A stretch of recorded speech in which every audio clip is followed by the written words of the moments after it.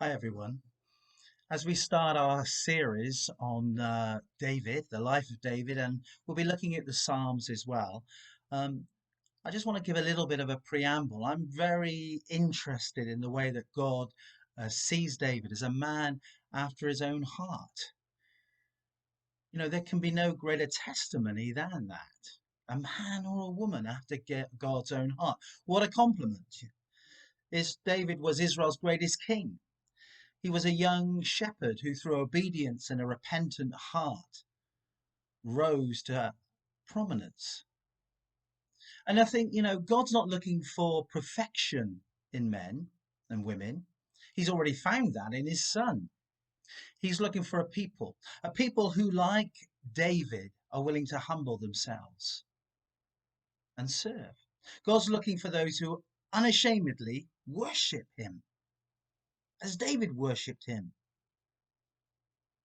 He's looking for someone who is quick to confess his or her sin and turn from that sin as David turned from his. He's not necessarily looking for a new king or a great warrior. He's looking for an obedient shepherd who's willing to submit to authority, who's willing to face life's giants. God is looking for a man after his own heart. I'm particularly interested in the way that description of David that we find in the Old Testament also crops up in the New Testament. If we look in 1 Samuel 13, verse 14, "You acted foolishly," Samuel said. "You've not kept the commands of the Lord your God gave you. If you had, he would have established your kingdom over Israel for all time. But now your kingdom will not endure. The Lord has sought out a man after his own heart and appointed him leader of his people." And then in Acts 13, verse 22, we find this.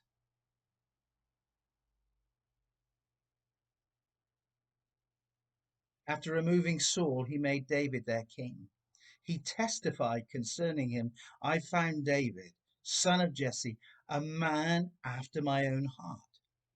He will do everything that I want him to do.'" We all like compliments, don't we? And I think it was Mark Twain who said that he could live for a whole month on a good compliment. As Christians, I can think of no higher compliment than to be described as a man or a woman with a heart after God's heart.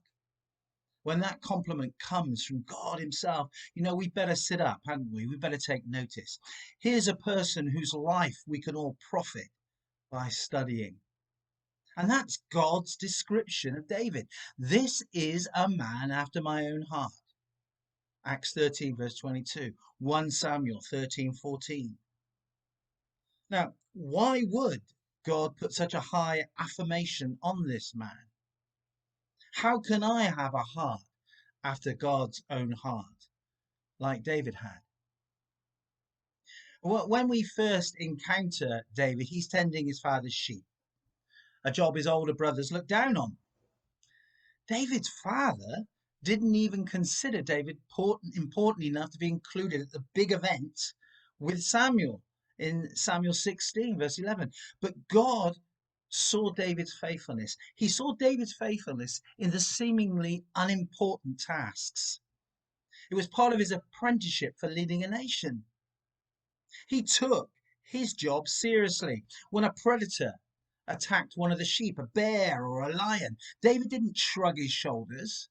He didn't say, "Oh, well, I'm not going to risk my neck for that dumb sheep." He went after it and he rescued it.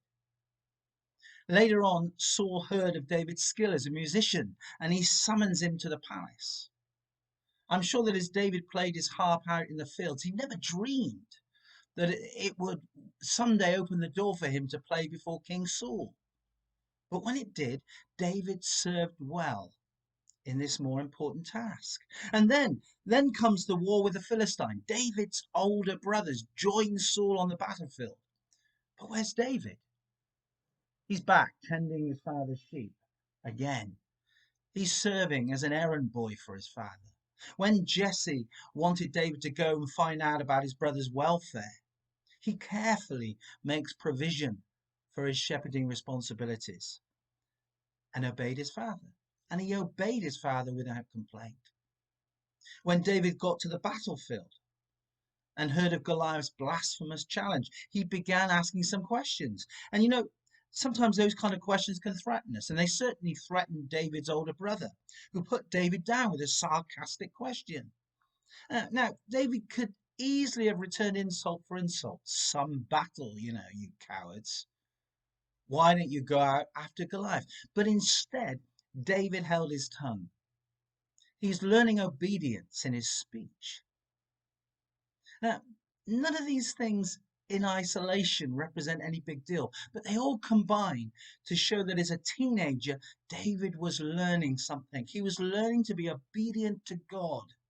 He was learning to be obedient to God in the small things, in the little things, in the insignificant situations where God had placed him. He was already anointed by the great prophet Samuel. He could have said, I'm not going back to those silly sheep. Get a servant to do it. Or, I'm not your errand boy. I'm the future king. Obedience in small things may not seem like much.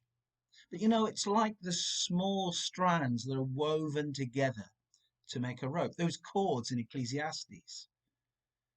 We all tend to sit around wishing that God would use us for some really important task, like slaying Goliath, not realizing that it's obedience in the small everyday tasks God sets before us that woven together make a rope that enable us to bring down a Goliath. The moral fiber which enables us to attack and defeat huge problems in life is made up of the strands of obedience and the little moral choices that confront us daily. Integrity, controlling wrong thoughts, guarding our speech, controlling anger, submitting to authority, encouraging. Do you want God's supreme compliment applied to you? That you're a person after God's heart. Practice obedience in the small things he gives you to do.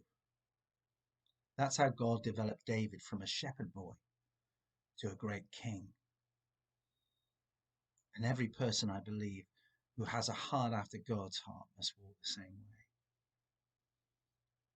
We're in a situation now where we need to encourage one another. We need to bless one another. We need to bless and be blessed. We need to touch lives. When God prompts you to bless someone, to encourage someone, do it. Don't put it off. The time for putting things off is over. Drop someone close to you an encouraging thought, an encouraging word, an encouraging email, an encouraging text. Seek to bless. I pray that God will bless you so that you will be a blessing. God bless you all.